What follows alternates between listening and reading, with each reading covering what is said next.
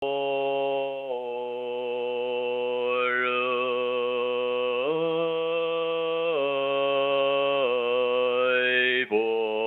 罗蜜多心经观自在。 Thank and Chero. Um grupo de budistas taiwaneses, meus amigos, Dortu Ningdu Chima Shuagi, and Terry Cheshe. Near Churchina Samalolia, to session. o tratado vou ensinar uma breve explicação sobre o tratado da essência da elucidação eloquente. E o último, Tenzin Chanchang, que foi um professor dos discípulos taiwaneses.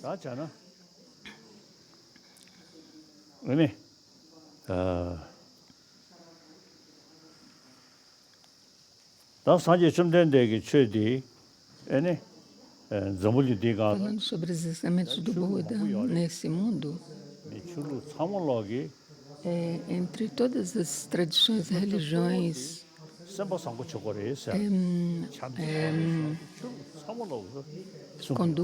carregam a mesma mensagem de ter um bom coração. Todas essas tradições religiosas ensinam o amor compassivo. Na Índia, antes que o Buda Shakyamuni apareceu, há mais de 3.000 anos atrás, já existia a prática da não-violência e a ahimsa, e a prática da karuna, compaixão. Essas práticas já vêm sendo praticadas na Índia há mais de 3.000 anos. E foi tão forte que se tornou uma atitude mental. E o Buda Shakyamuni também, ele praticou esses dois conceitos. A diferença que a prática a motivação da compaixão e da ética e a conduta ética foi espalhada por todas as outras tradições existentes aqui na Índia, inclusive o jainismo. E na Índia também existem outras tradições tradições existentes na Índia.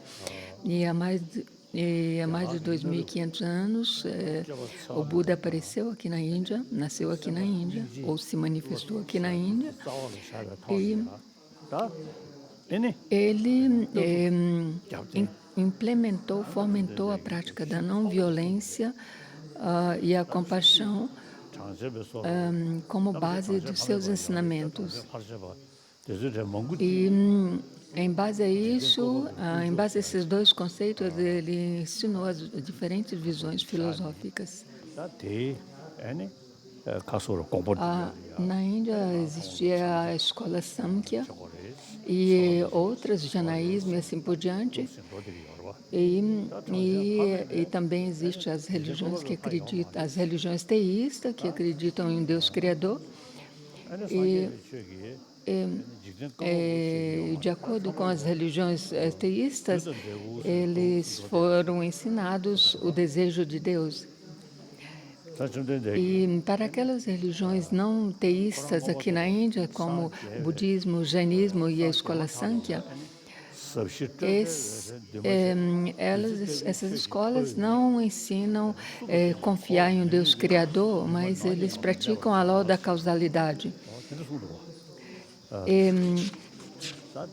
Buda mesmo, depois que se tornou iluminado, ele pronunciou: havendo encontrado o Dharma semelhante ao néctar, o qual é profundo e pacífico, livre de elaborações mentais, luminoso e não composto, como eu interpreto essas duas palavras, as duas primeiras linhas referem ao primeiro ensinamento do Buda e livre de elaboração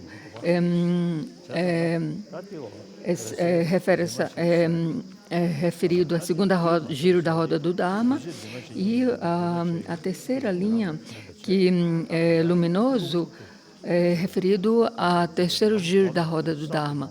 Aqui, composto, luminoso não composto,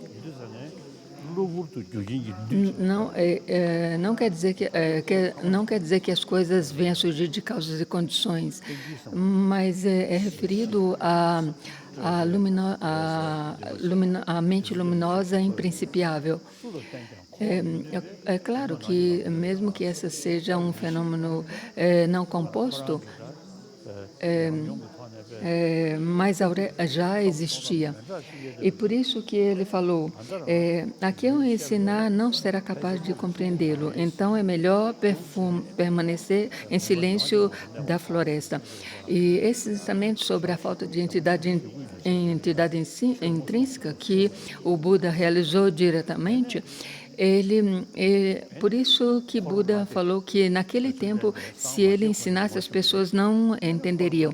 E por isso que ele permaneceu 49 dias de meditação na floresta. E após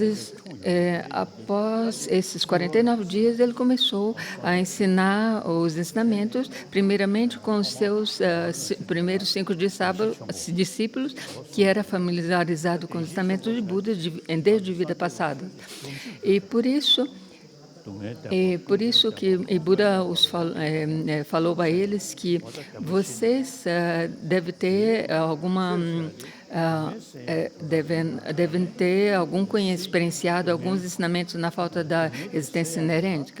E depois ele ensinou as quatro verdades, nobres verdades. E para eliminar a verdade do sofrimento, Buda ensinou que os sofrimentos têm as suas próprias causas e condições. E por isso que nós devemos saber, conhecer quais são essas causas e condições para nos referir à causa do sofrimento.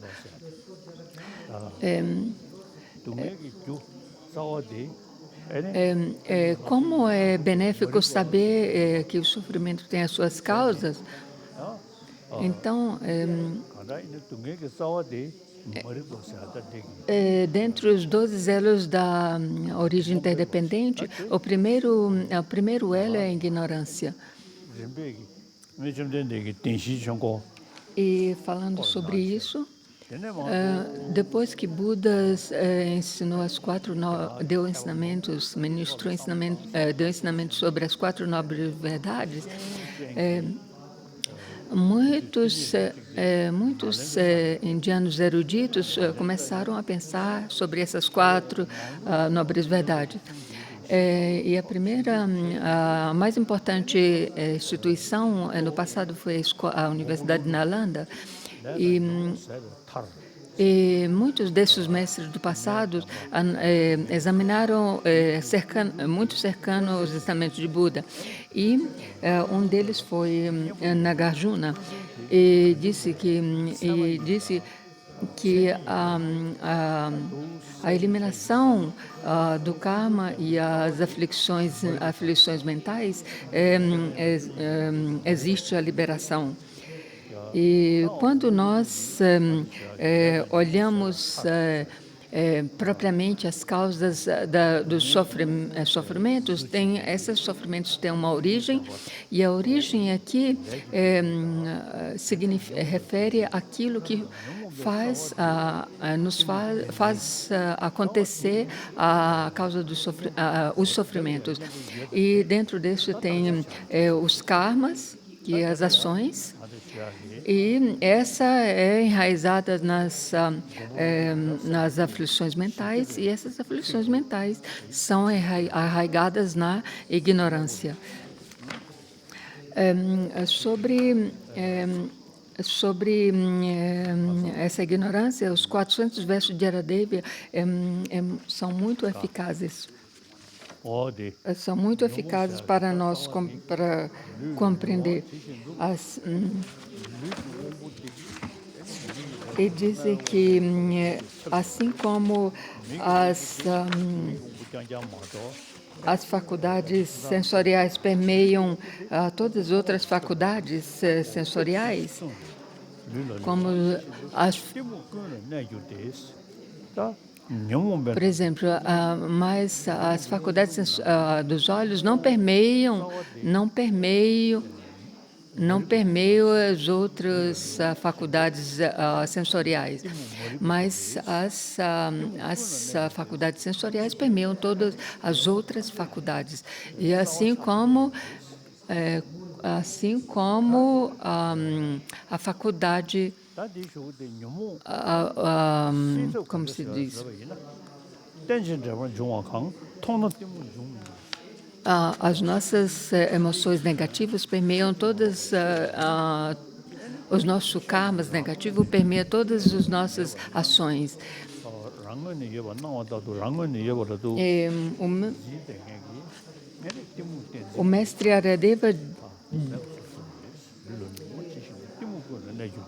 O mestre Aradeva disse que quando nós realizarmos a origem interdependente, todas essas ignorâncias cessam e esses karmas não se originam mais.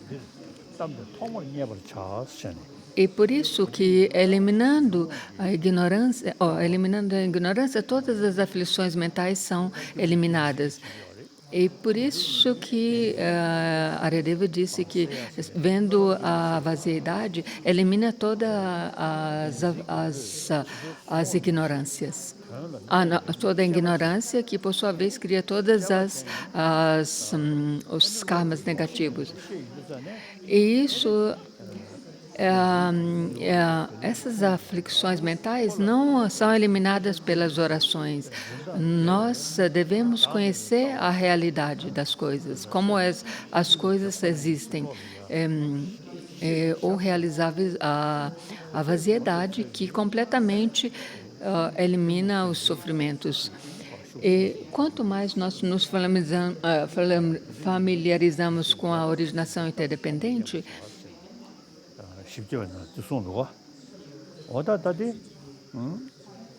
essa intensidade da ignorância, diminui. Isso é aquilo que é dito nos 400 versos de Aradeva.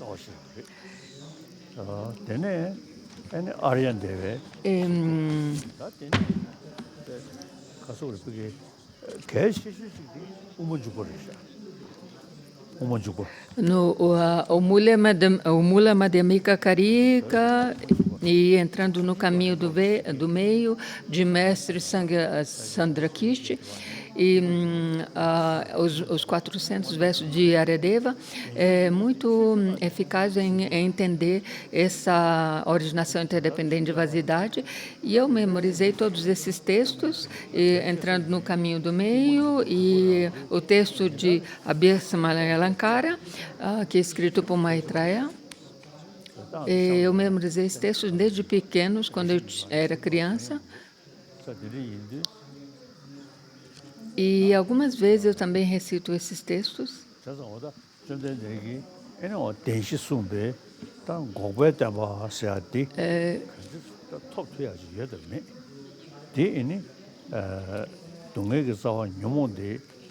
E no texto de entrando no caminho do meio, Mestre Nagarjuna Chandrakirti fala quando a verdade da cessação pode ser alcançada.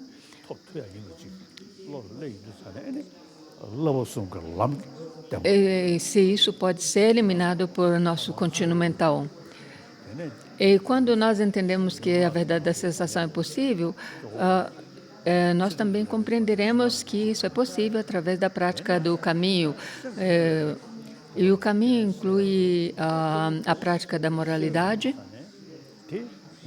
que é que refere a abandonar as ações negativas de corpo, fala e mente.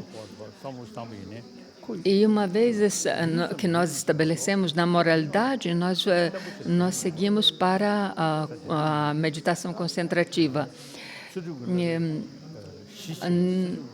Esse ponto da concentração, no ponto ordinário que nós nos encontramos, nós somos completamente distraídos. E a fim de eliminar essas distrações, nós precisamos desenvolver a concentração unifocada. E esses dois treinamentos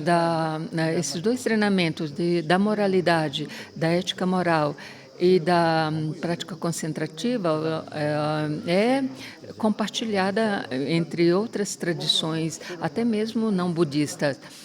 A respeito do terceiro treinamento, é sobre a vaziedade. E isso pertence somente ao budismo, que e tem várias, entre esses também tem a aprendizagem das 5 ciências e assim por diante. Mas aquilo que nós devemos desenvolver aqui é a sabedoria transcendente que se tem os estados positivos ou não, se tem a mente cognitiva ou não. E aplicando isso para nós mesmos, nós progredimos ao longo do caminho à iluminação. E o budismo possui a sua própria característica. A tradição Pali enfatiza mais nas escrituras, e a tradição sânscrita enfatiza a lógica. E nesse livro que nós falamos, nós vamos estudar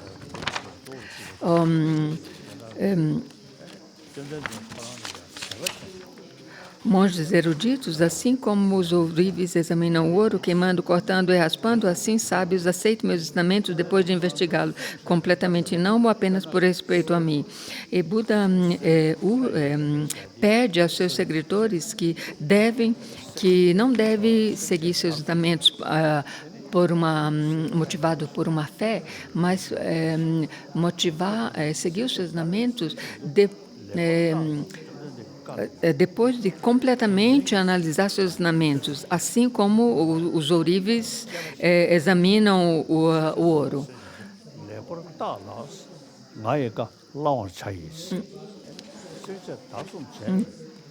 E só depois que vocês examinaram completamente meus ensinamentos, vocês podem aceitá-los, se vocês forem de acordo.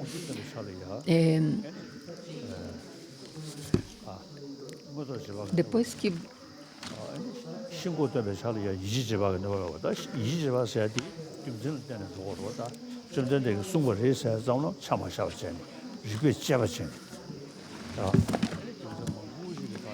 nós devemos entender que se esses ensinamentos vai contra as nossas percepções sensoriais, ou se vai contra a parte oculta dos ensinamentos, porque existem 3 tipos de ensinamentos: os ensinamentos manifestos, os ocultos e extremamente ocultos. Então, esses ensinamentos de Buda devem ser analisados desses 3 pontos de vista.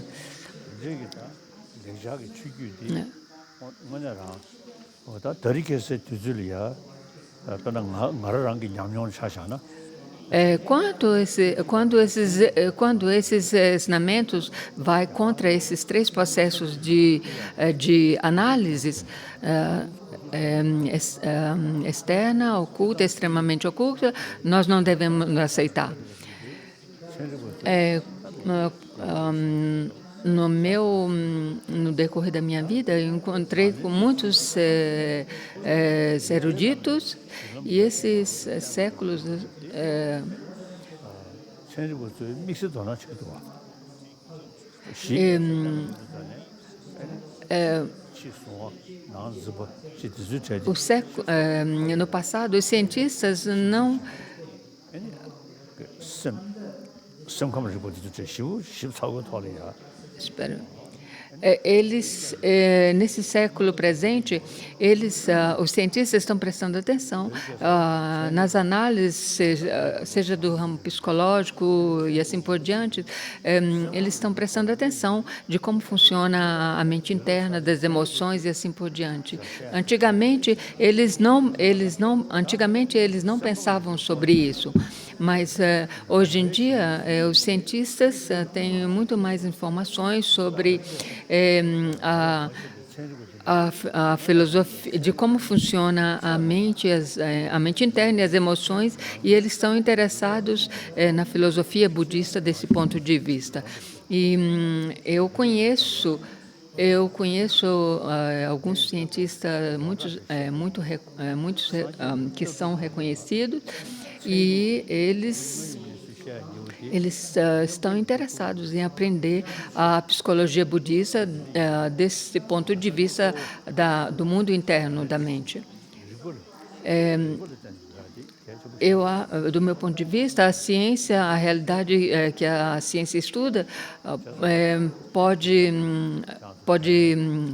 trabalhar juntamente com a ciência da escola, os textos, os estudos, as análises da escola de Nalanda, da Universidade de Nalanda. Vocês, seguidores taiwaneses, vocês também são seguidores da tradição da Universidade de Nalanda. O mestre Xuanzang,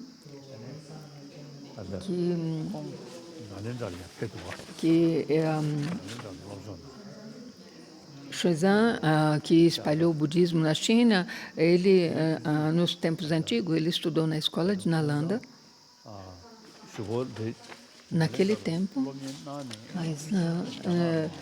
mas depois que ele estudou na escola de Nalanda e voltou para a China,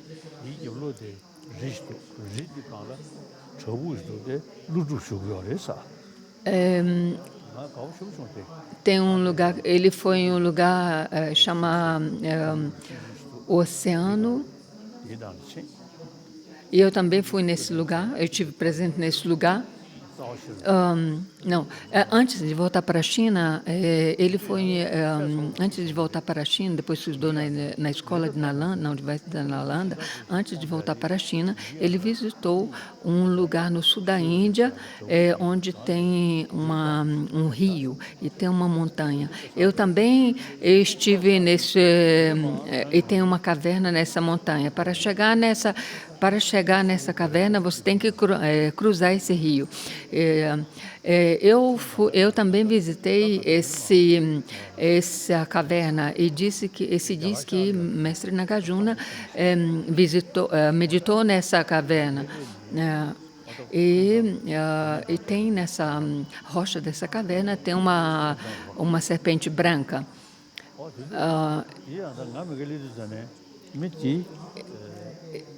Ele disse, quando eu visitei essa caverna, os indianos que estavam lá disse que o mestre Xuanzang também passou nessa caverna.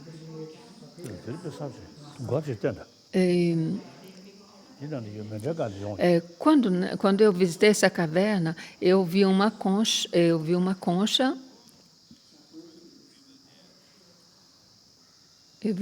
nessa caverna.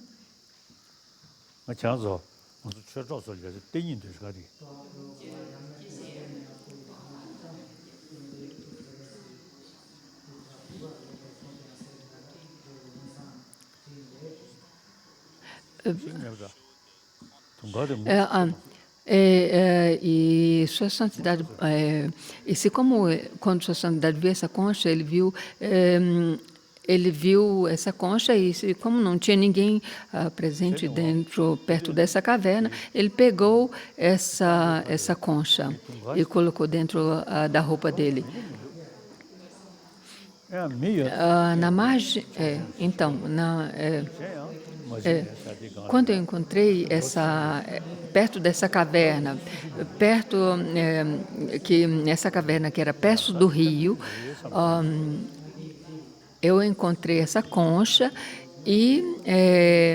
mas como não tinha ninguém perto de onde eu encontrei essa concha, e não tinha ninguém para me perguntar de quem era essa concha, e eu fiz as minhas preces, peguei essa concha para mim e coloquei dentro da minha roupa.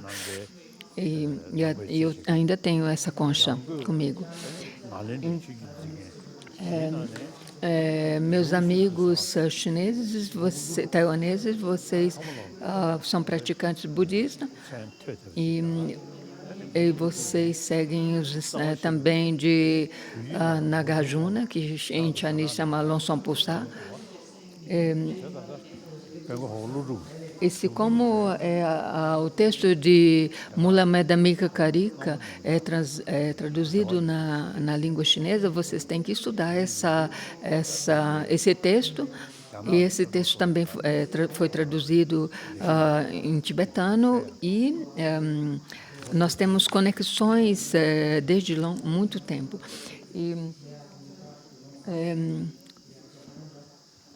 Essa é a concha que Sua Santidade encontrou na margem do rio, perto em frente à caverna onde Nagarjuna meditou. Eu considero um sinal muito auspicioso ter encontrado essa concha.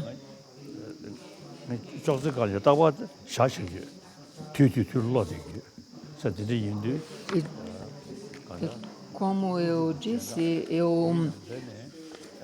eu memorizei esse texto de Mula Madhyamika Karika, e todos esses textos de Nagarjuna e Chandrakirti, e por isso eu me considero um seguidor do mestre Nagarjista e Chandrakirti, mestre Nagarjuna, e não só eu leio esses textos, mas eu também medito sobre a vaziedade muitas vezes por dia, diariamente, muitas vezes por dia.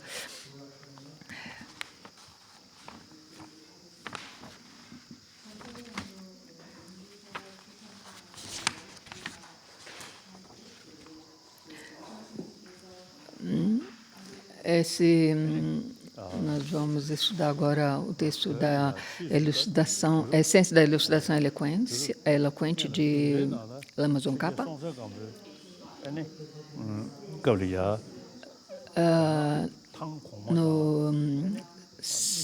No tempo de Sonzen Gampo, do rei Sonzen Gampo, no século VII, tinha uma relação entre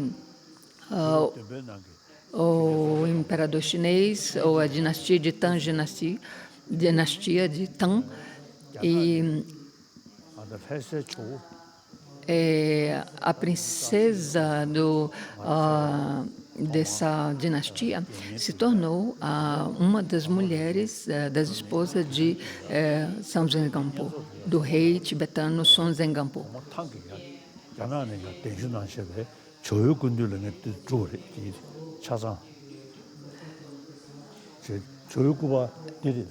A primeira ordenação, que foi a ordenação dos votos de Pratimoksas, e depois tem os votos da renúncia, e depois tem os votos do Bhikshuni, que é um monge completamente ordenado, e todos esses votos eu tomei. Eu tomei esses votos em frente do Jo, que está no Tibete. E esse Jo, a estátua de Jo, foi trazida pela princesa, da China por essa princesa, que se esposou com Sonzen Gampo. E ainda e esta está no templo de Zoe Lacan em Lhasa. 회사 조디에 전환해야 돼. 뭐지? 중물어 봐. 아니, Desde que essa estátua foi trazida para o Tibete da China, 회사 요래 대명이 좀 진이 점으로. então também teve contemporaneamente. 여의디 Então contemporaneamente também teve naquele tempo uma introdução do budismo chinês no Tibete. 최대 전환에도 쓰다 레벨이 야오샤도스. 이내다 얘기디 여의디 녀르사고 싶지도. Mesmo que o budismo tenha chegado ao Tibete via a China, mas no século VIII, o rei Trisong Desai pensou que era melhor ter a escrita tibetana baseada no sânscrito. Então, ele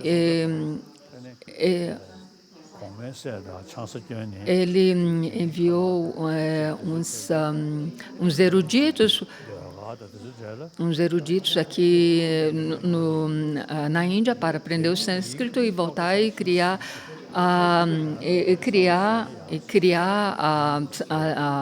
o escrito tibetano.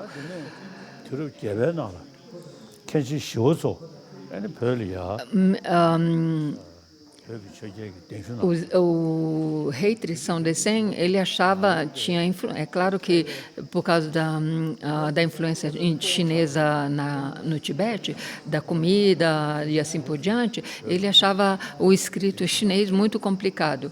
Então, por isso que ele enviou alguns eruditos para aprender o sânscrito e depois criar a escrita tibetana. Depois disso, ele convidou o mestre Shantarakshita da Universidade de Nalanda ao Tibete. E o mestre Shantarakshita falou para o rei Trisong Desai que era melhor futuramente, para vocês estudar o Dharma, você tem que escrever esses ensinamentos na sua própria língua e estudá-los em sua própria língua. E isso é como o projeto de tradução dos textos em sânscrito tibetano começou.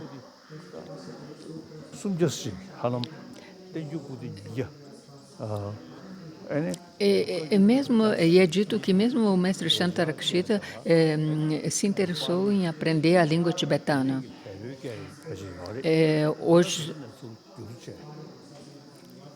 Hoje nós temos todos esses volumes do Kangyu e Tengyu,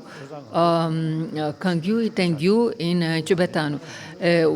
O Kangyu é referido às palavras de Buda e Tengyu é referido aos comentários às palavras de Buda. Originalmente todos esses textos eram escritos em sânscrito, Pali e eu acho também em nepalês.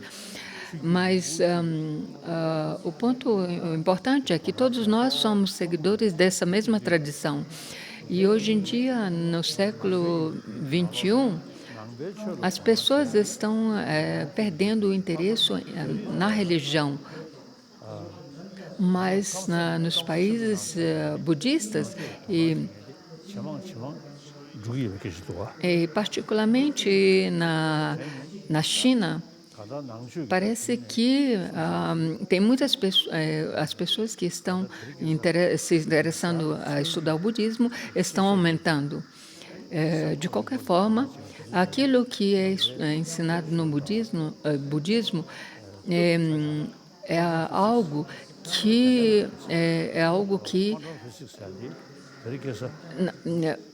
principalmente a parte budista que é referida à ciência, Mesmo os cientistas modernos, alguns cientistas modernos, e estão se interessando sobre essa parte da ciência ensinada no budismo. E antigamente eu conhecia, eu tinha um amigo, um físico quântico indiano chamado Rajramarana, e ele me disse que esse conceito da física quântica é algo moderno no mundo, no Ocidente, mas esse conceito de física quântica existia na Índia há mais de 2.500 anos atrás. Aquilo que os cientistas dizem é que tem uma diferença entre do jeito que as coisas aparecem e a própria existência e as aparências. Os cientistas dizem que as coisas aparecem ter uma própria existência, mas visto que as coisas são compostas de pequenas partes, átomos, elas não existem como uma maneira sólida.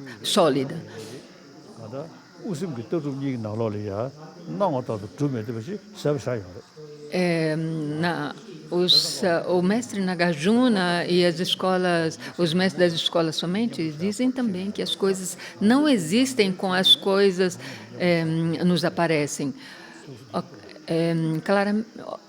É claro que os cientistas quânticos não usam essa maneira de como as coisas aparecem, como as coisas existem, para eliminar as nossas aflições mentais, mas no budismo, sim.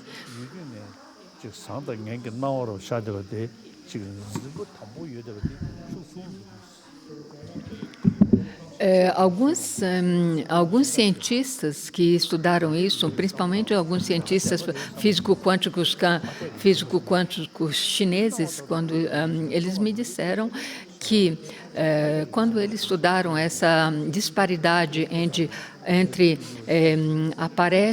as coisas quando elas nos aparecem e as aparências, eles usaram isso para aplicar as próprias emoções. Eles dizem que quando ele vê que as coisas aparecem, mas que não têm uma existência própria, isso ajuda muito a diminuir seu apego aos objetos, aos fenômenos. No budismo, nós dizemos que, então, quando nós falamos no budismo, nos tratados budistas, falam que as coisas não existem surgidas por ela mesma, é muito cercana ao conceito dos cientistas quânticos, físico-quânticos, de que as coisas não existem como elas nos aparecem.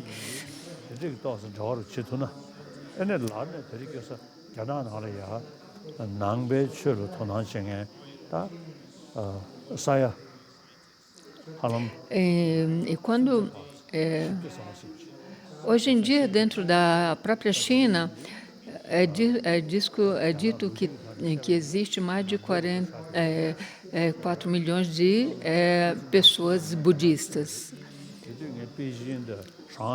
Historicamente, a China era um país budista. Em 1994 ou 95, eu estive na China e eu visitei muitos templos budistas. E isso claramente mostra que os ensinamentos do Buda prevaleceu na China naquele tempo. Hoje em dia, a China tem a maior população no mundo. E é um país que tem uma grande história.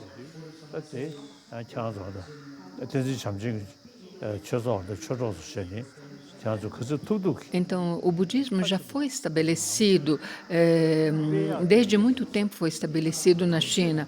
Nós estamos 에카데믹 nós não estamos aqui falando de propagar os ensinamentos do budismo,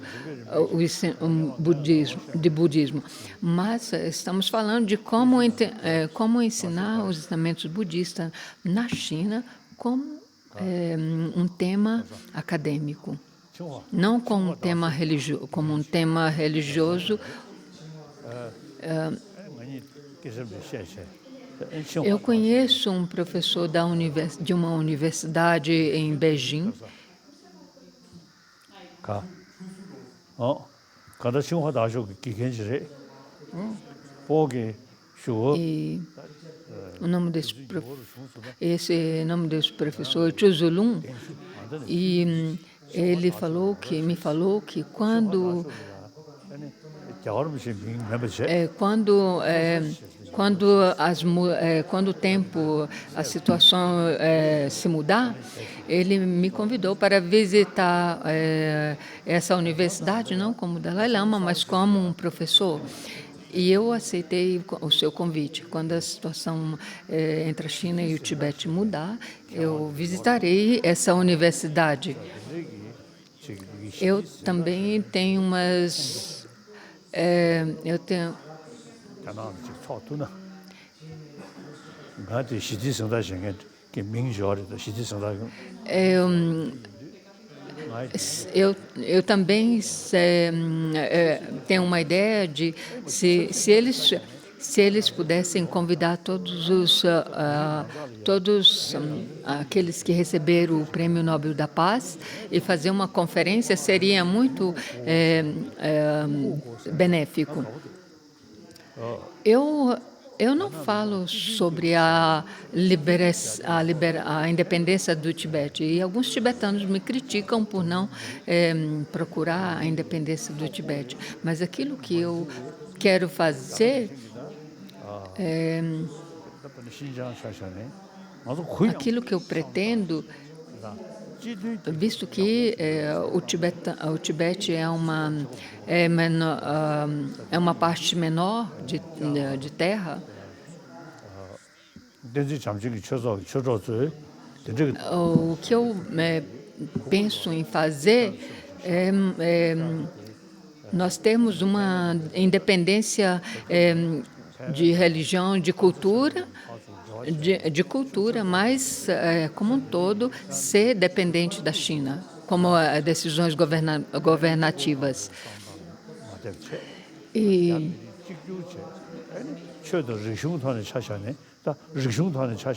visto que os interessados, os estudiosos do budismo estão incrementando, seja na China e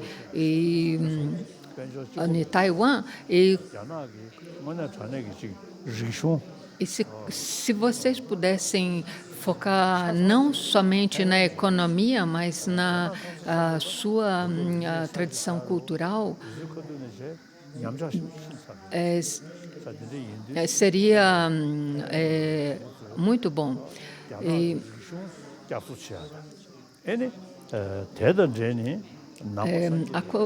a respeito da tradição cultural, foi muito espalhada e implementada e fomentada em Taiwan, e foi muito e quase se extinguiu na China, na própria China.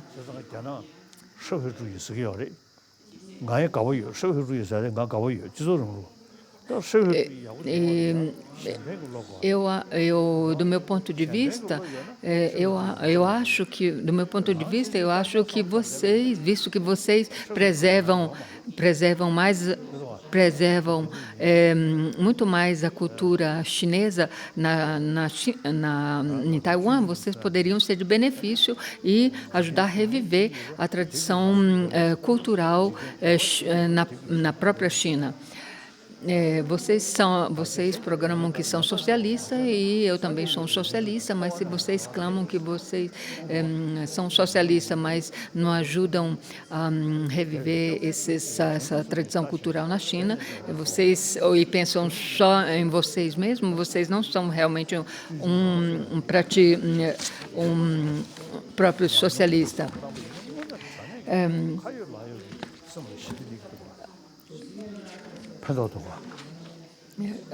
Shantideva diz que todas as felicidades que existem no mundo depende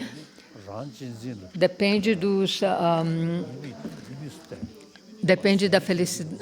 Se você pensa, toda a felicidade do mundo depende da felicidade dos outros e se você não e assim por diante, o verso ele restou o verso e se você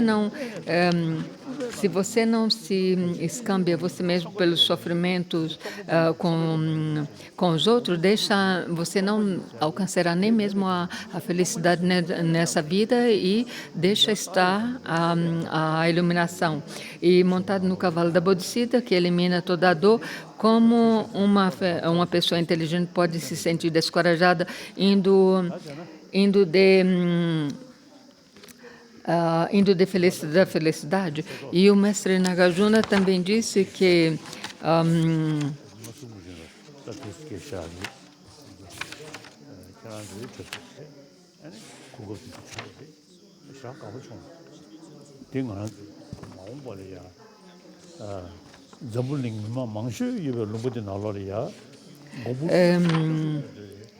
ele citou um verso de Nagarjuna, que agora não sei a memória, e no dia de hoje eu tenho a oportunidade de discutir o Dharma com vocês e eu penso, eu sou feliz de transmitir a mensagem de Nagarjuna para vocês taiwaneses e para aqueles chineses. O mestre Shantarakshita foi aquele que espalhou o budismo no Tibete. Nós temos mestres como Longchen Rabjamba e outras tradições da escola Gelupa e Kagyupa. Todos esses mestres prestaram atenção nos ensinamentos do mestre Nagarjuna. E depois veio Lama Tsongkhapa.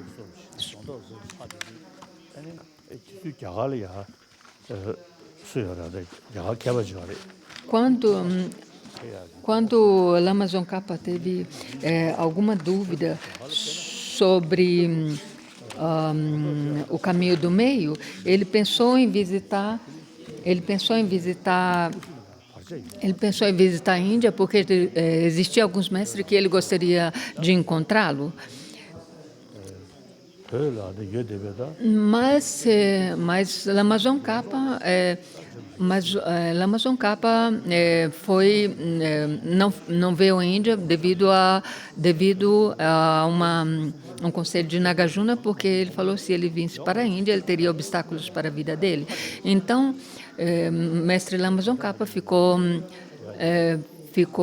permaneceu no Tibete estudando, e principalmente os textos de mestre Nagarjuna. E se você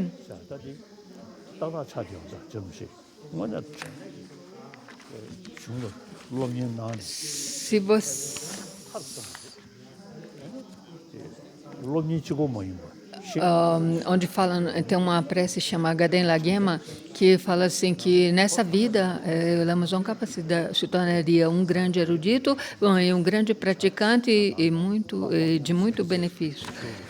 E seria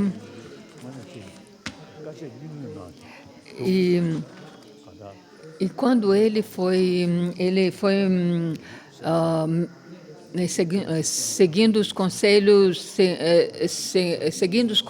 de Manjushri, Lama Tsongkhapa se retirou se retirou em uma montanha para fazer retiro com seus 8 principais discípulos. E naquele momento, quando ele estava se lamentava, se estava no retiro, ele compreendeu completamente a vaziedade e ele escreveu os 5 principais textos: o Madhyamika Karyavattarya, Madhyamika Karika, e os 3 tratados do caminho da iluminação, e o texto sobre o texto sobre a essência da elucidação eloquente. Eu só vou dar uma pequena... Nós não temos tempo para estudar profundamente esse texto, porque que é muito longo. Eu só vou dar uma explicação breve. E eu recebi a transmissão oral dessa essência da elucidação eloquente de Lan Rinpoche.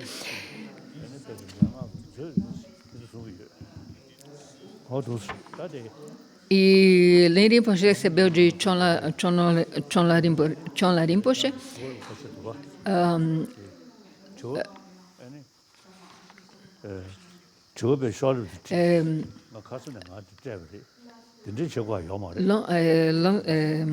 Lan Rinpoche disse que tem um monastério no centro do Tibete que se chama Tashikil Monasteiro. E Lan Rinpoche disse que esse monastério Tashikil é o centro de transmissões orais. Foi aí que ele recebeu a transmissão oral. Como eu disse antes, eu já preparei o texto de Entrando no Caminho do Meio, e eu também leio esses textos. Se como vocês já prepararam umas perguntas, vocês não precisavam preparar essas perguntas.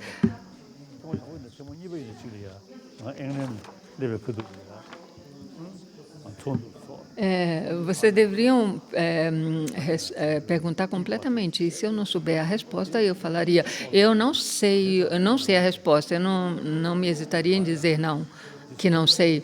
Uma vez que eu estava em Londres, eu estava atendendo uma conferência e na hora do intervalo, um indiano se aproximou a mim e me disse: é muito bom que o senhor diz eu não sei.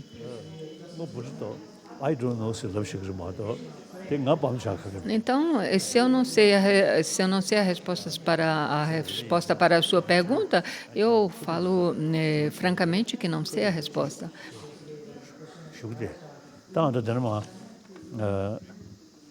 Então, se vocês têm as perguntas, me perguntam diretamente.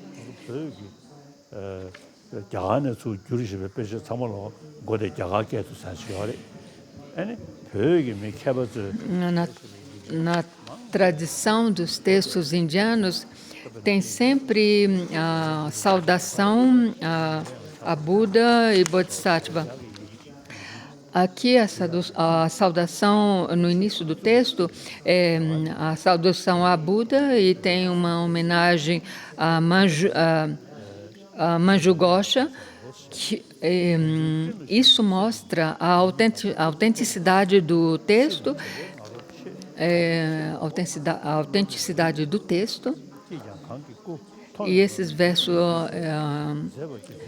verso de salutação, Chandu, Megavan, Hiranyagarbha, Anangapati, Damodara e outras godes, todos os exorbidos de autoexibicionismo programam sua senhoria no mundo. E ainda assim, diante da visão de seu corpo, eles se empalidecem como pililampos ao sol. E assim por diante. E então curvam-se diante de seus diademas cintilantes em reverência aos seus pés de lótus.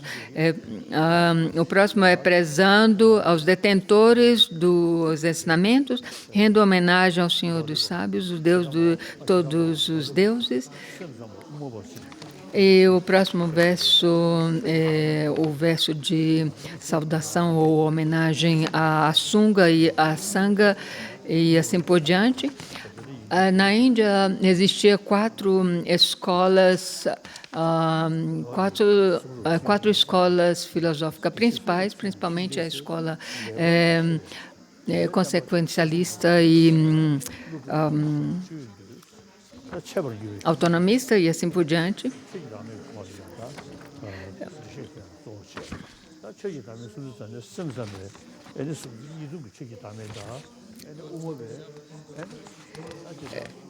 A próxima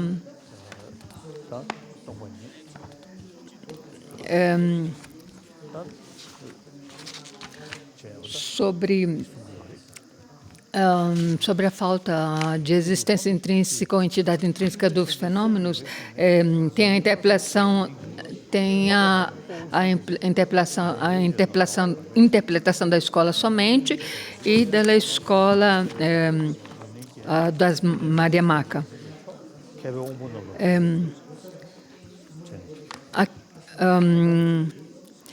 Muitos que tiveram bastante conhecimento dos grandes textos, que trabalharam com muita fadiga também no caminho do raciocínio e que não eram inferiores na acumulação das boas qualidades de uma clara realização, trabalharam duro, mas não se deram conta desse tópico que, tendo percebido bem por meio da bondade do protetor suave do Guru Manjushri, explicarei com uma atitude de grande misericórdia.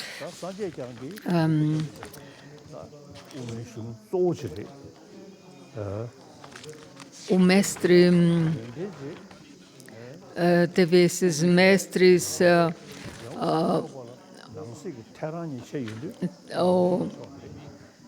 tem um mestre Buddha Palika, que ele escreveu um grande texto que tem uma Bhava Viveka, que escreveu um texto que, rejeitando a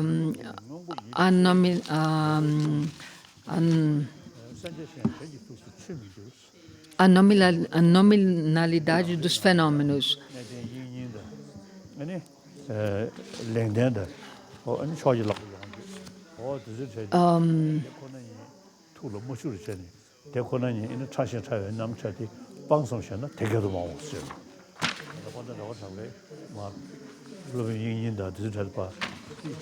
No verso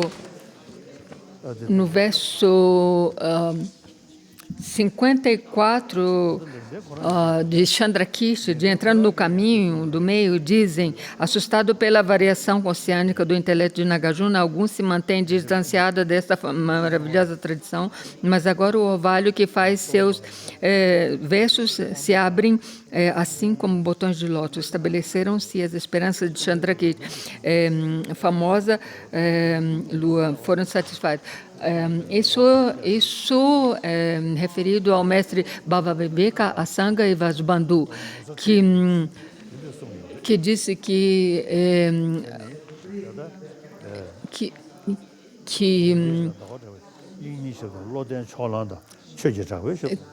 eles, devido à não compreensão da vaziedade, falharam em compreender os ensinamentos de Buda.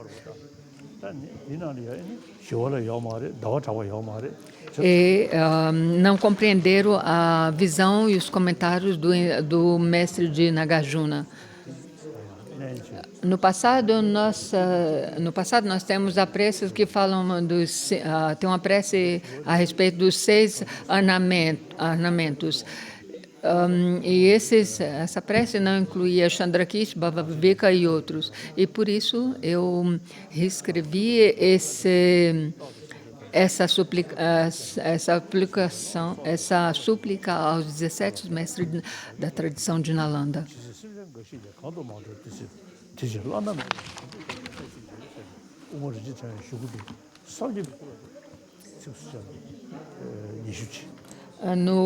fim do texto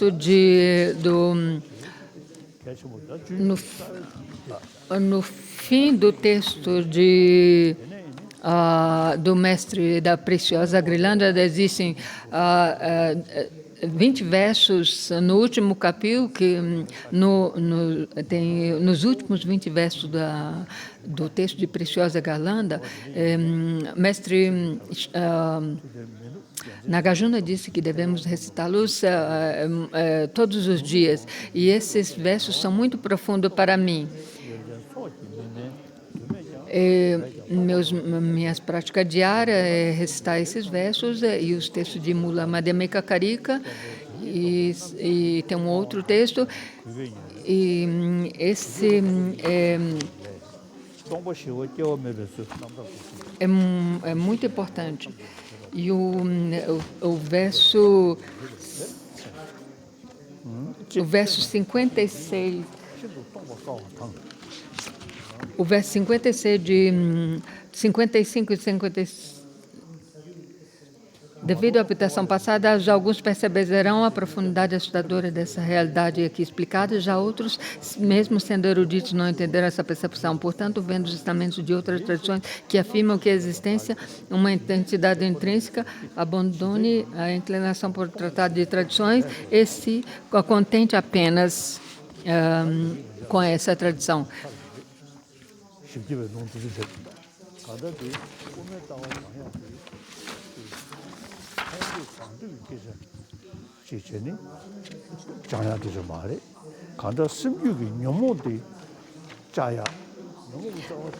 Quando nós estudamos os tratados do Caminho do Meio, isso não deve ser direcionado a nossa ser erudito, mas deve ser usado para esses conhecimentos da Escola do Caminho do Meio, deve ser usado para destruir as nossas emoções negativas mentadas.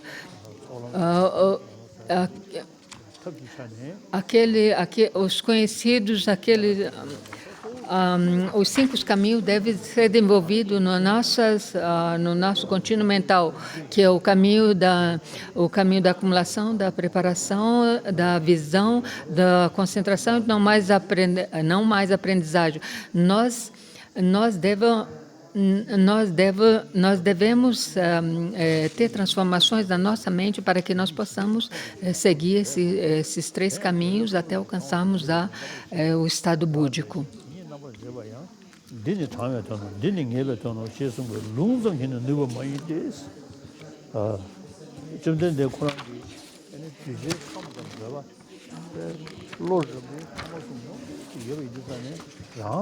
Não é possível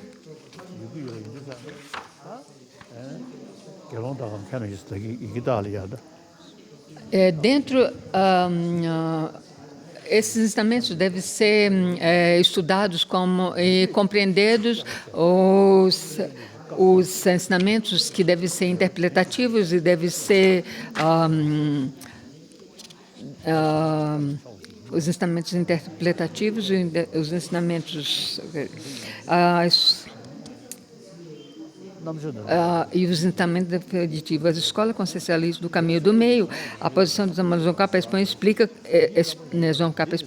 que existem 2 tipos de sutras das palavras de Buda, dependendo se se diferenciou entre a existência da natureza intrínseca e a ausência da natureza extrínseca. Os sutras que diferenciam são definitivos em seus significados, pois não podem ser interpretados de outra forma. Os que não diferenciam são interpretáveis em seus significados, pois devem ser interpretados de outra forma. Esse ensinamento não pode ser estabelecido ou comprovados dependendo somente das escrituras, mas deve ser comprovado ou estabelecido dependendo das análises.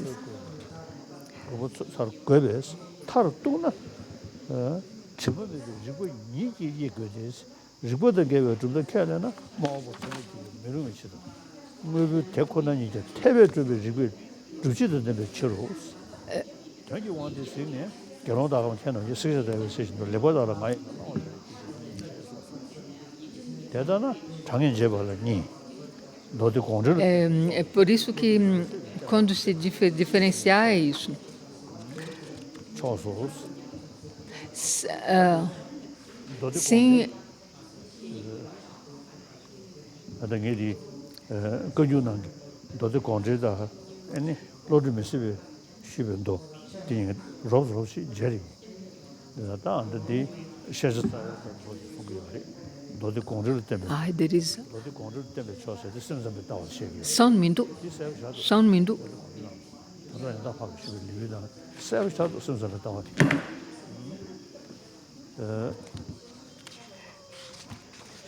Como ele, então por isso que Buda Shakyamuni disse que sempre refere a frase que devemos analisar completamente os ensinamentos de Buda e aceitá-los através de análise. Eu também estudei e analisei todos esses ensinamentos de Buda e fiz as interpretações através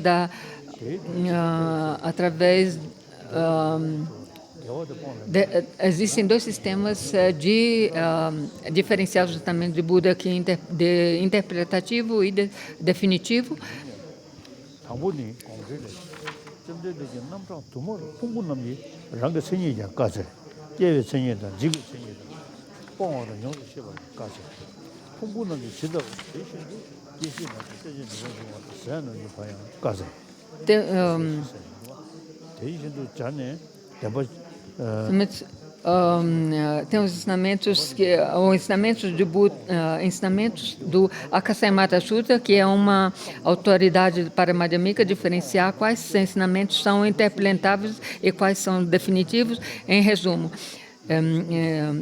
os ensinamentos dos sutras são sobre a realidade convencional, são interpretáveis. Os ensinamentos sobre a realidade da última, como, por exemplo, o das três portas, são da liberação.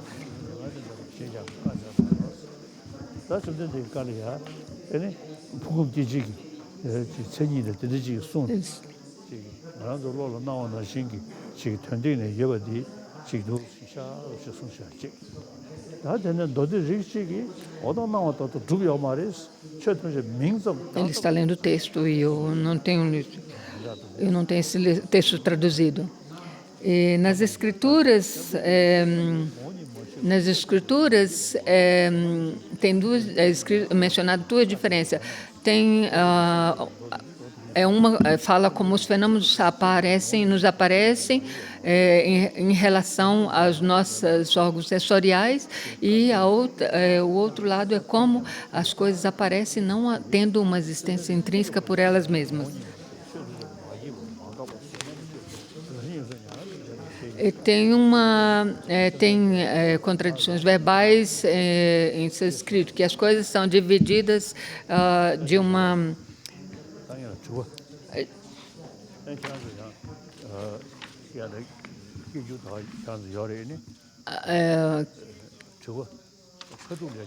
Aqui tem esse Pramada Samudgata, ele pergunta ao Buda por que o Buda ensinou esses diferentes ensinamentos, ministrou esses diferentes ensinamentos. Thanks for your holiness teaching. And here are some students' questions. 请第一位开始发问。首先，弟子以圣意三门至诚恭敬。 Agora ele vai passar para as perguntas e respostas. Como são deixadas as impressões mentais kármicas no eu, que é meramente designado em base dos agregados? Como o mero eu passa para a próxima vida?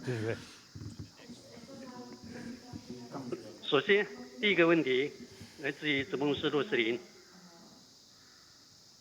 不许阿赖耶识者，其习气的见地，以住相习性最难了解。OK。不依应安立之为我之上，习气如何安立？为我，他以来是怎么投生的？哦呀，这边开始。哦。主我淡薄呢，我藏个点度把车着数的，我藏得给我起码着数你可以。哦。다 냐라 나사디 나삼사게 삼르디기 Primeiramente, em relação àquilo que nós chamamos de de eu, nós falamos sobre meu corpo, minha mente, minha fala. É como se fosse uma agente, uma entidade que comanda esse eu. Nós falamos sobre esse eu, mas onde está esse eu efetivamente? Se nós analisarmos, nós não podemos encontrar esse eu. Quando nós falamos meu corpo, o corpo, ele mesmo tem as partes constituintes. Tem aquilo que chamamos de cabeça, de mão, dedos e assim por diante. Quando nós analisamos profundamente esse corpo, o próprio corpo não pode ser encontrado. E por isso que o mestre Chandrakirti disse que através das 7 maneiras de analisar, das 7 maneiras de analisar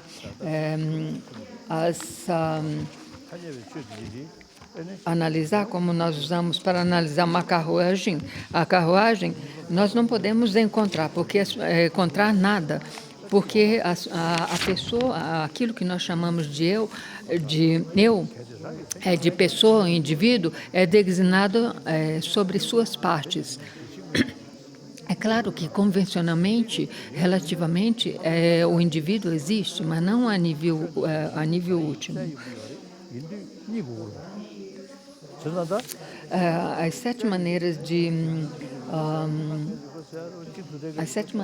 analisar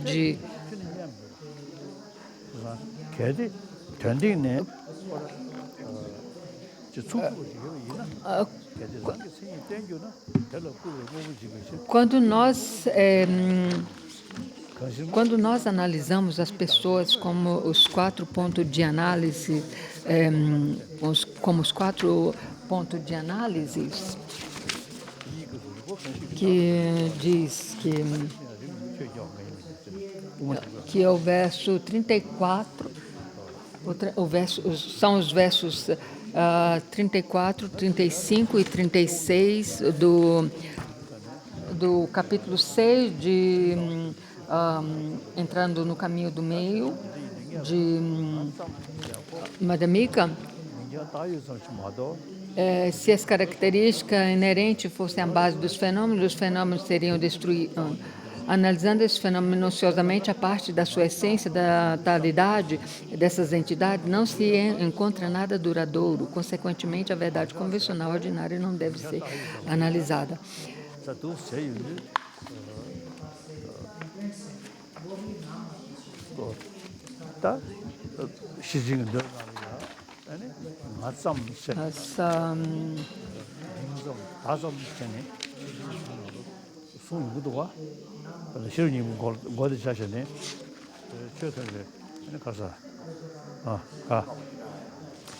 No Sutra da Perfeição da Sabedoria também diz que as coisas são meramente designadas e nominalmente designadas, e no Sutra do Coração também que dizem que os 5 agregados devem ser vistos como vazio de uma entidade intrínseca,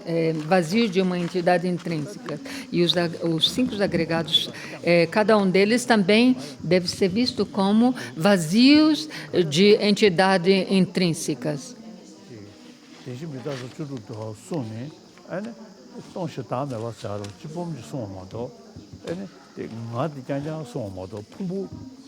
está falando que parece que essa palavra vazio de existência intrínseca no Sutra do Coração chinês não existe, mas isso deve ser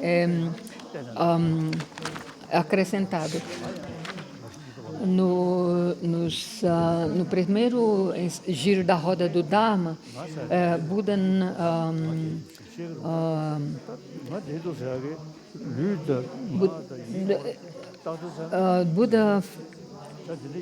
ele só menciona a falta de um eu existente, de uma entidade intrínseca da pessoa, do indivíduo. Mas no segundo giro da roda do Dharma, ele ele vai mais profundamente explicando que mesmo os agregados, 5 agregados são vazios de existência inerente e que o indivíduo é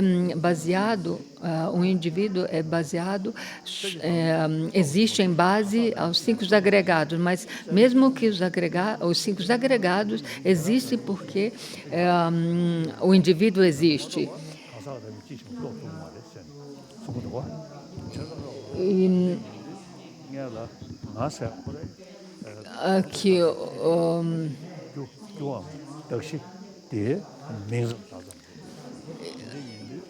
que tem um outro texto que ele fala que por esta compreensão da vaziedade dos bodhisattvas, da falta de uma existência intrínseca, eles sobressaem sobre os Sheravakas, os ouvintes, os realizadores solitários, porque os bodhisattvas realizaram efetivamente, diretamente, a falta de uma entidade intrínseca, seja do indivíduo, seja dos fenômenos. Aqui nós falamos sobre onde são depositadas as impressões kármicas. É claro que as impressões kármicas são depositadas no contínuo mental e não no corpo, porque esse corpo se deteriora e não tem uma existência intrínseca por ela mesma. Porque se analisarmos profundamente, veremos que aquilo que chamamos de indivíduo ou de corpo não existe por ele mesmo, existe em base à denominação, a rótulo. É por isso que as impressões kármicas são deixadas no contínuo mental sutil que vai de vida após vida. Nós temos esse corpo nessa vida, mas nessa vida, na hora da morte, é deixado para trás, nós ganharemos um outro corpo em outra vida. Mas aquilo que continua de vida após vida é o contínuo mental sutil. E,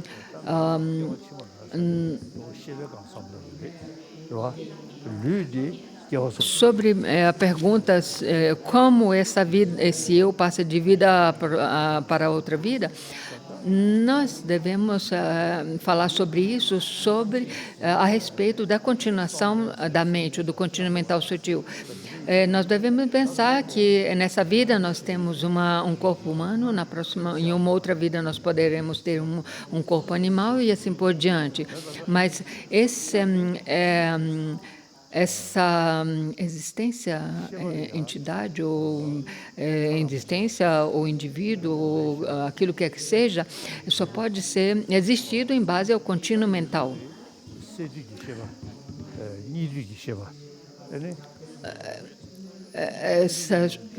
Nós temos as 5 consciências sensoriais e a sexta mente, a mente mental. E dentro da sexta mente nós temos a consciência no estado de dormir, no estado do sono, no estado desperto e assim por diante. E a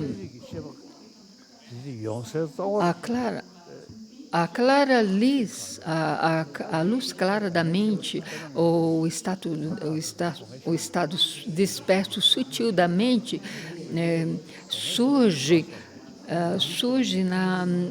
na mente sutilíssima. Por exemplo, quando nós vamos dormir, as percepções sensoriais são bloqueadas. Mas a mente sutil ainda continua desperta. E também esse estado de clara luz da mente, ela existe quando nós desmaiamos. E no Tantra também explica quando os estados grosseiros da mente se dissolvem no estado sutil. Existem as 8 concepções grosseiras, que dissolve na aparência branca e dissolve na aparência vermelha, no aumento da aparência vermelha e na hora da morte. E essa se dissolve na aparência escura. Quando nós paramos de respirar, o nosso coração para. Quando a circulação sanguínea para, também a nossa circulação sanguínea no nosso cérebro para também. Isso é denominado morte clínica. Mas, em alguns momentos, por exemplo, na China, existiu um caso que uma pessoa morreu e esse praticante foi determinado clinicamente morto porque não tinha mais o fluxo sanguíneo, seja no corpo, seja na mente. Mas, mesmo assim, o corpo ainda continuava fresco.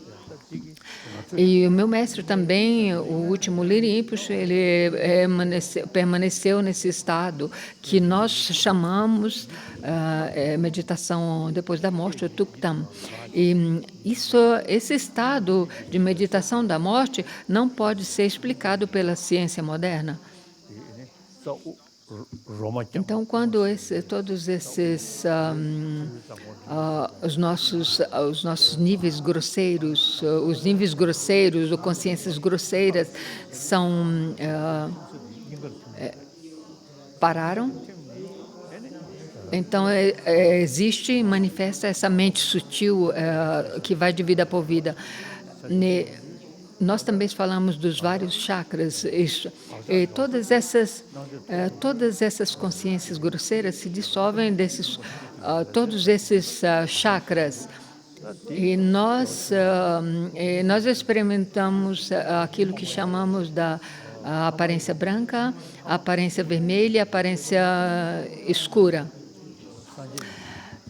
E todas essas aparências, elas se dissolvem nessa mente sutilíssima, que se chama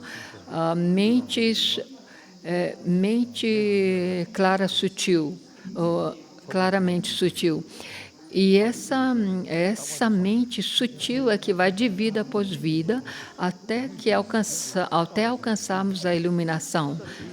Então, a mente sutilíssima é considerada, é chamada a natureza búdica. Quando eu faço a prática do Guru Yoga, diariamente, eu reflito nessa linha que diz que a natureza búdica emana por todas as partes e a natureza búdica existente na mente búdica e nos seres ordinários são iguais, não tem diferença. É igual, não tem diferença. E por isso que os seres ordinários também podem alcançar o estado iluminado búdico, porque ele tem essa potencialidade que é a natureza búdica, embora essa potencialidade seja coberta por aflições, emoções adventícias.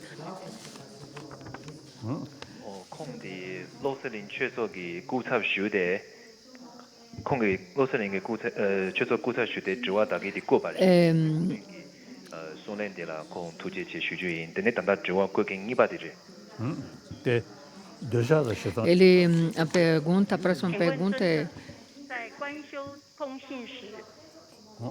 Yes.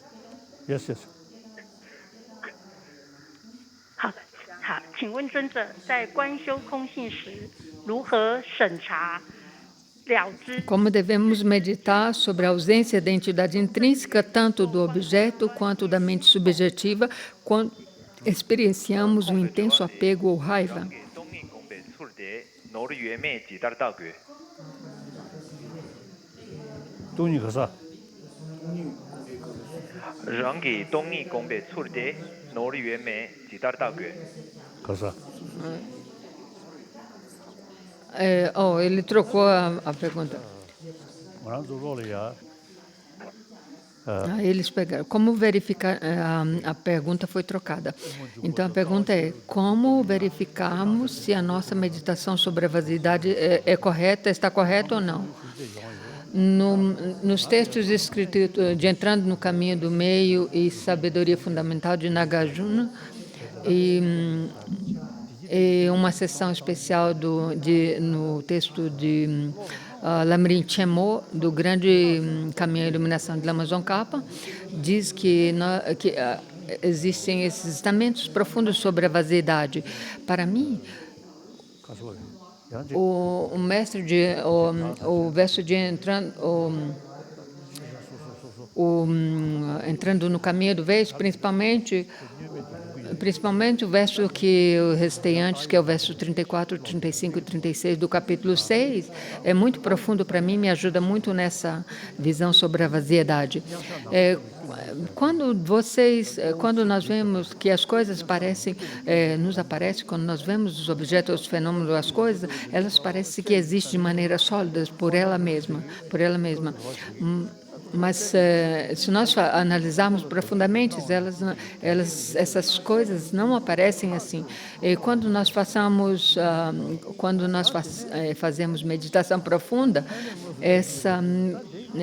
chega uma meditação profunda, unifocada, chega a um ponto de esbranquiçado, parece como um vácuo. Mas não vácuo, isso mesmo.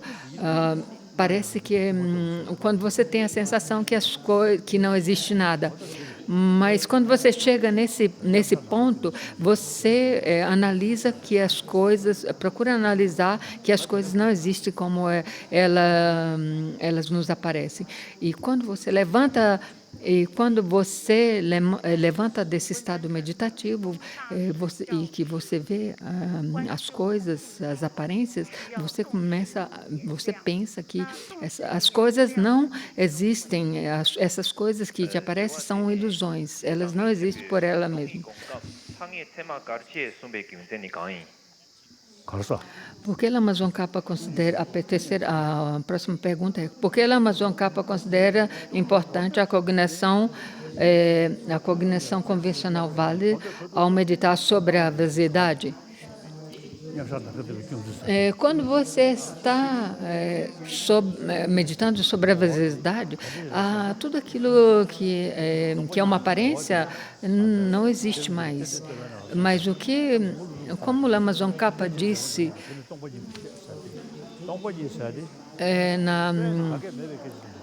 na originação, nos ensinamentos da originação interdependente, tudo aquilo que aparece,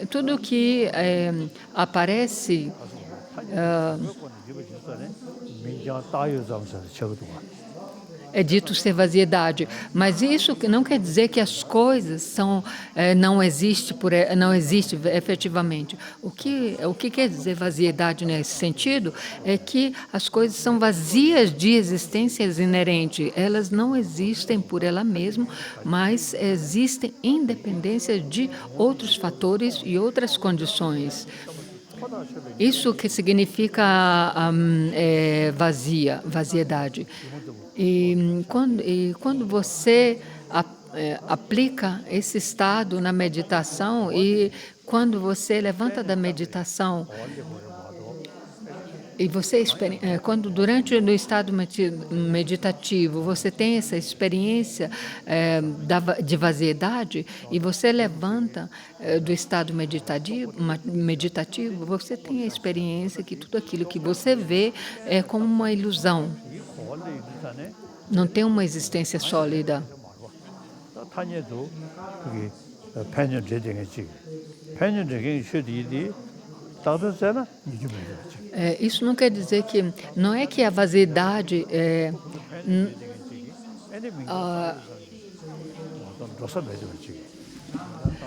a originação interdependente existe, mas existem a dependência, a originação independente existe, mas não como uma convencionalidade. E não é que as coisas, a respeito da pergunta, quando você pensa que as coisas são vazias, você pode pensar que as coisas não existem até mesmo no nível convencional. E isso é uma ignorância. E a fim de eliminar essa ignorância, você tem que entender que as coisas existem, em independência. Então, você tem que combinar essas coisas, a originação interdependente e vazio de existência inerente. Isso é muito importante para a compreensão da vaziedade. Sem essa compreensão, você cai no nihilismo, que quer dizer que nada existe. 我们初修行的人应该如何的去面对以及应对呢？ A próxima pergunta é como devemos meditar sobre a ausência de entidade intrínseca, tanto do objeto quanto a medida... Não. Hoje a pergunta. Hoje enfrentamos várias calamidades naturais da terra, água e fogo e vento. Devido ao aquecimento global, como devemos enfrentar tais ameaças? Primeiramente, nós devemos tomar cuidado do meio ambiente.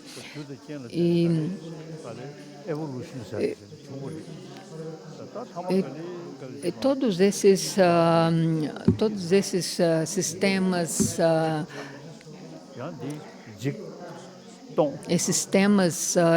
universais, eles todos aparecem. Tudo depende de ciclos. Eles primeiramente aparecem, permanecem e destroem. Então, isso termina uma era, quando eles desaparecem. Isso é como as coisas, como as galáxias, o universo, prosseguem. Esse mundo existe há mais de 5 bilhões de anos e hoje em dia nós enfrentamos o aquecimento global. E como é dito no texto, no Tratado de Abhidharmakosha Karika, parece que nós estamos na destruição pelo fogo. E por isso que nós estamos vendo esse aquecimento global implementar.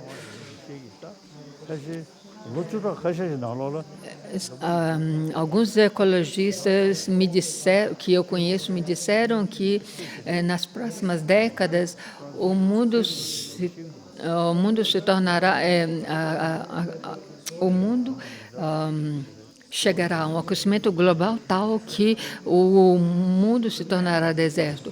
E isso não é do ponto de vista das escrituras, mas é do ponto de vista científico. E parece que nós estamos estamos passando pela destruição por meio do fogo. Porque isso é destruído por causa dos nossos méritos e assim por diante. Pode ser que nós poderemos nascer na terra pura de Sukhavati, mas nós devemos determinar nós mesmos de trabalhar para os seres sencientes, todos os seres sencientes, como é dito como é dito no texto, assim como até quando o espaço permanecer, até quando os seres sencientes aí permanecer, possa eu também permanecer para dissipar as misérias do mundo, os sofrimentos desses seres.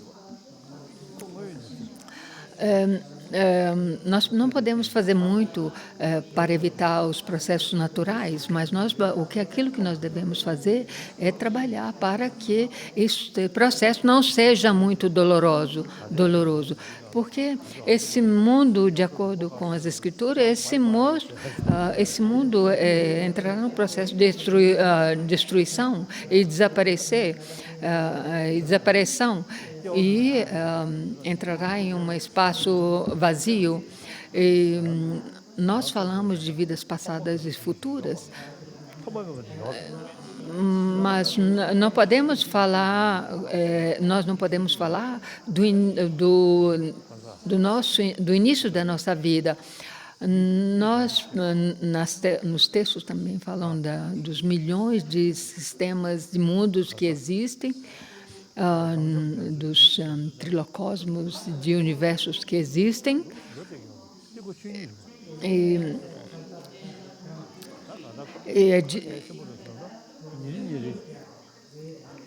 E parece que esses sistemas universais, os sistemas de mundos, é calculado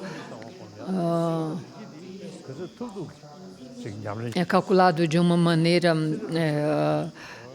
em termos de incontáveis, e aquilo que nós devemos fazer é praticar a nossa vida, conduzir a nossa vida com a prática da Bodhisattva e imbuído da compreensão da vaziedade, e com isso nós seremos capazes de ter um renascimento humano, um renascimento futuro bom, e devemos usar também esse corpo humano e esse futuro corpo humano para ajudar pelos seres, para beneficiar todos os seres sencientes. Quando nós recitamos mantras e assim por diante, primeiramente nós devemos preparar a nossa mente com a mente compassiva, a bodhisattva, e a vaziedade, imbuído da vaziedade, da compreensão da vaziedade ou da falta de existência inerente. E depois recitarmos os mantras ou as nossas orações. E isso realmente fará de nós uns praticantes genuínos. E isso ajudará na vida futura e progredir ao longo do caminho à iluminação e ajudar também as outras pessoas.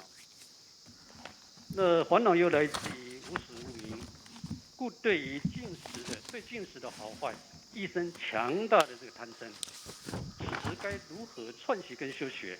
性与寂静当中呢，皆是无有自性，同时又该如何善巧的将伪言转为菩提道的助用？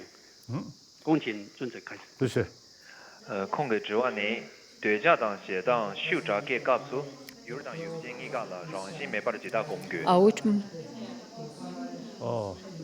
차다 슈타고 제베 그돌이야.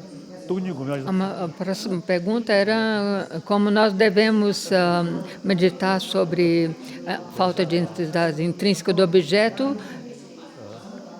quando experienciamos o intenso apego e a raiva. Quando o Dalai Lama, a sua santidade, diz que quando nós estamos presa a um forte apego e uma forte raiva, não tem muito o que podemos fazer. O que nós devemos tentar fazer é manter estável e meditar sobre a falta de existência inerente, e isso ajuda-nos a eliminar um pouco o nosso apego, a nossa raiva.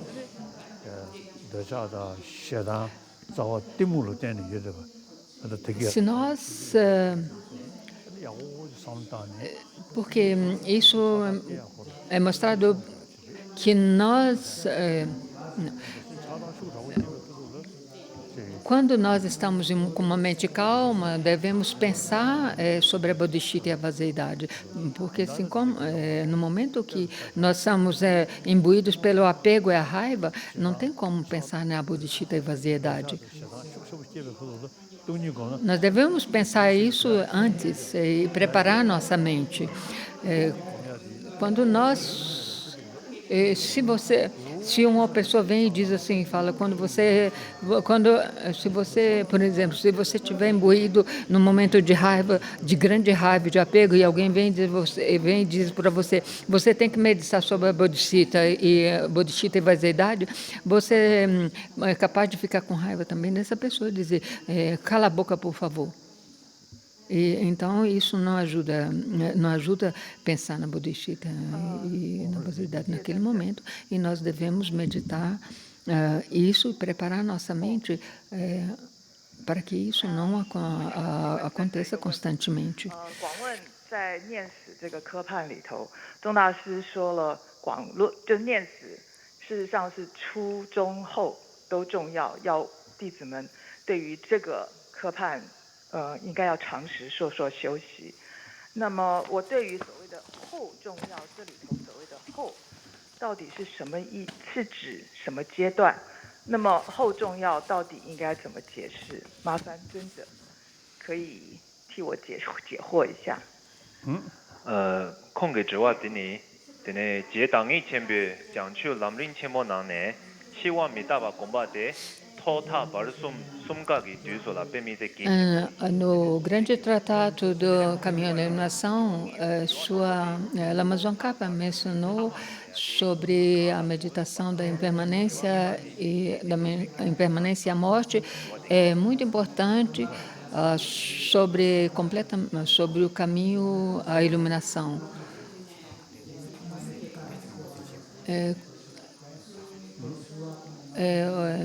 Efetivamente, o que significa, qual a importância disso no final e o que significa final nesse contexto? Quando você treina a sua mente, no processo de treinamento da sua mente, tem vários estágios, o primeiro, segundo, terceiro e assim por diante. No estado inicial, você tem que pensar que a maioria dos problemas que enfrentamos é que nós mantemos uma solidade, uma coisa sólida, que a vida é uma coisa sólida. E quando nós pensamos que essa vida sólida, permanente, não existe, esse pensamento que a vida é permanente diminui.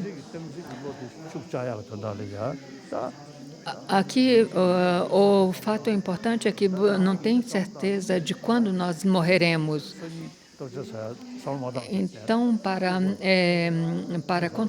contrapor essa permanência da vida, nós devemos pensar na impermanência, na certeza da vida. Se você pensar, eu vou morrer de qualquer jeito, então eu vou parar de comer. Isso é uma coisa estúpida. Então, aqui a meditação sobre a impermanência aqui, isso não quer... Isso quer dizer, né, que porque você porque você mantém uma visão que a vida é permanente, você se engaja em coisas que são menos importantes na sua vida. Você não pensa que você irá morrer hoje à noite e assim por diante. É claro que você tem que pensar, é claro que você tem que meditar sobre a morte, que você morrerá, mas a hora da morte é incerta. Você tem que pensar que aquilo que você tem que pensar é que não tem outros apegos que nós mantemos que nos ajudará na hora da morte. É isso que significa meditar sobre a morte e a impermanência.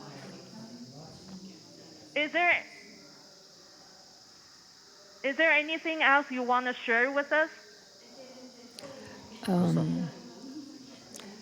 Tem algo mais que o senhor possa compartilhar conosco?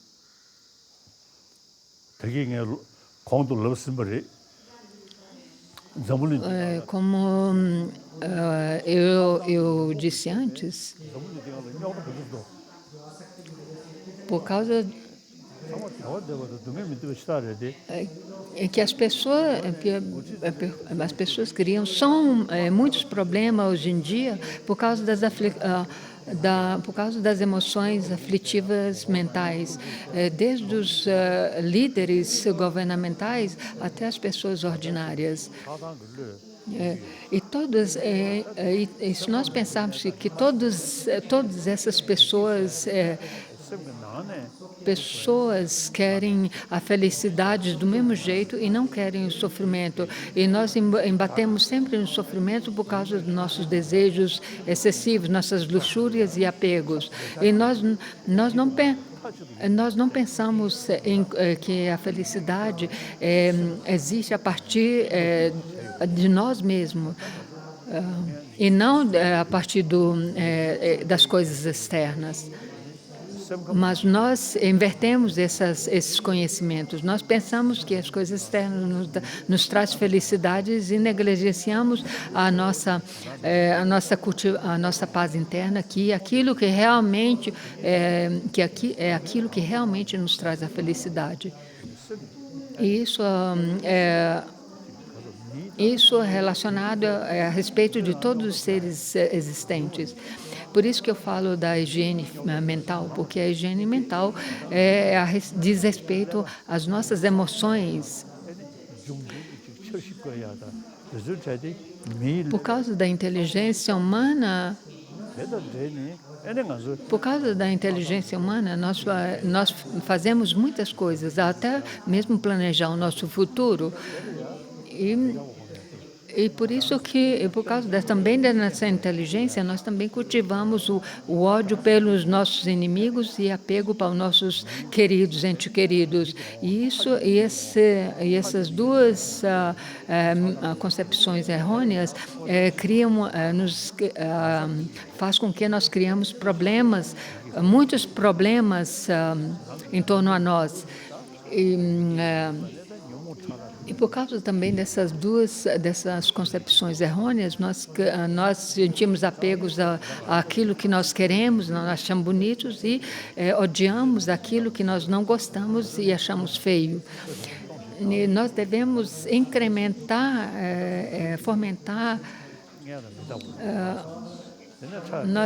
fomentar as nossas emoções positivas, nós devemos fomentar as nossas emoções positivas a fim de eliminar essas emoções negativas. E para isso, nós devemos pensar na vaziedade, e pensar nessa vaziedade, a falta de existência inerente dos fenômenos, das coisas, de tudo aquilo que existe.